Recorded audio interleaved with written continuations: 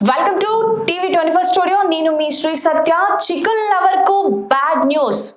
అవును, chicken lovers కి bad news. ఎందుకంటే నిన్న మొన్నటి వరకు మహారాష్ట్ర, ఛత్తీస్గఢ్ లో ప్రపంచం సృష్టించిన బర్డ్ ఫ్లూ వైరస్ అంటే ఇన్ఫ్లుయెంజా అనే వైరస్ నుంచి వచ్చిన వ్యాధి బర్డ్ ఫ్లూ.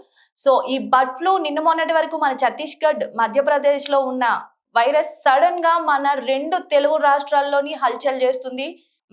మన తెలంగాణతో పోల్చుకుంటే ఏపీలోనే ఎక్కువగా ఉంది. ఏపీలో ఉభయ 2 గోదావరి జిల్లాలు అంటే east Godavari and west Godavari జిల్లాలో కూడా ఈ బర్డ్ ఫ్లూ చాలా ఫాస్ట్‌గా రూపొందుతుంది. చాలా ఫాస్ట్‌గా స్ప్రెడ్ అయిపోతుంది. అంతే కాకుండా 1 కాదు, 2 కాదు, అక్షరాల 30,00,000 కోళ్ళు ఒక్క రోజులోనే 30,00,000 కోళ్ళు మృత్యువాత పడ్డాయి. ఎందుకు చనిపోతున్నాయి?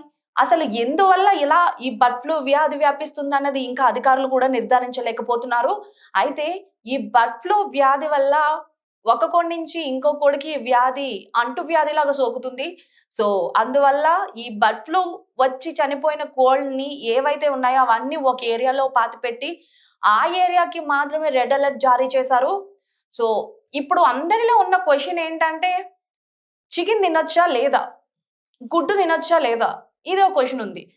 చికెన్ తినొచ్చు అంటే దానికైతే చికెన్ తినకుండా ఉండడమే మంచిదని అధికారులు చెప్తున్నారు. గుడ్డు తినొచ్చా అంటే ఎగ్ తినొచ్చా అంటే egg boiler egg half boil, next ఇంకా కర్రీ, ఇంకా ఇలా చాలా డిఫరెంట్ ఐటెమ్స్ చేస్తారు గదా! ఇవేమి తినకుండా ఓన్లీ ఉడకబెట్టిన గుడ్డు తింటే చాలా మంచిదని అధికారులు చెప్తున్నారు. ఎందుకంటే ఈ బర్డ్ ఫ్లూ వైరస్ ఏదైతే ఉందో అది 30-34 మధ్య గల ఉష్ణోగ్రత ఉంటే ఈ బర్డ్ ఫ్లూ వ్యాధన్నది దగ్గరికి రాదు. కానీ మన ఏపీలో చూసుకుంటే 34 డిగ్రీస్ ఉంది కాబట్టి మనమైతే గుడ్డు తినే ఛాన్సెస్ ఉన్నాయి. గుడ్డు తినొచ్చు. కానీ చికెన్ తినడం వల్ల చాలా అంటే చాలా ఎఫెక్ట్స్ ఒస్తున్నాయి. దీనివల్ల ఇది ఎలా అయిపోయిందంటే ఒకప్పుడు మనం కరోనా, స్వైన్ ఫ్లూ ఇలాంటివి చూసాం కదా! ఇప్పుడు కోళ్ళకి బర్డ్ ఫ్లూ అంటే కోళ్ళ దగ్గర నుంచి దాన్ని తిన్న మనుషులకి మనకు కూడా వచ్చే ఛాన్సెస్ ఉంది. బట్ మనకి బర్డ్ ఫ్లూ రాకపోవచ్చు కానీ బ్లడ్ ఫ్లూకి సంబంధించిన ఏదో ఒక వైరస్ అయితే మనకు కూడా సోకే అవకాశం ఉంది. So be careful. చికెన్‌కి అయితే చాలా అంటే చాలా దూరంగా ఉండడమే మంచిదని అధికారులు కూడా చెప్తున్నారు.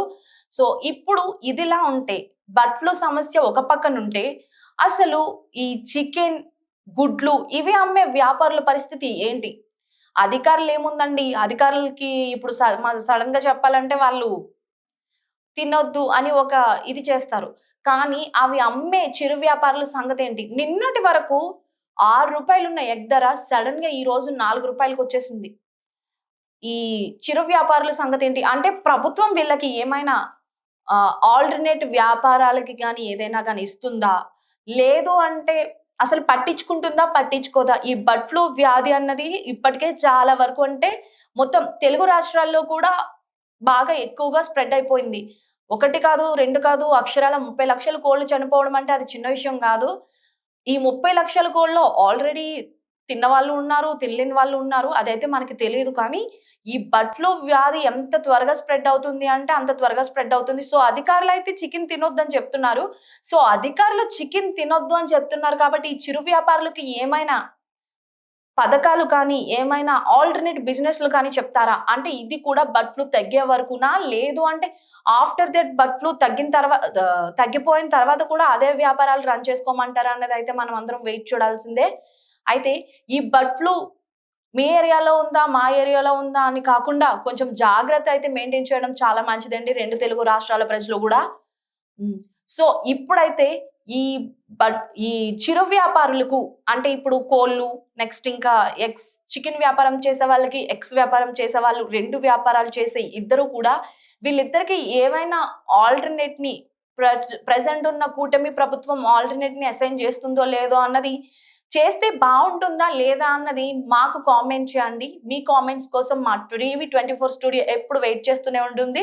Stay tuned to TV 24 studio. Thank you.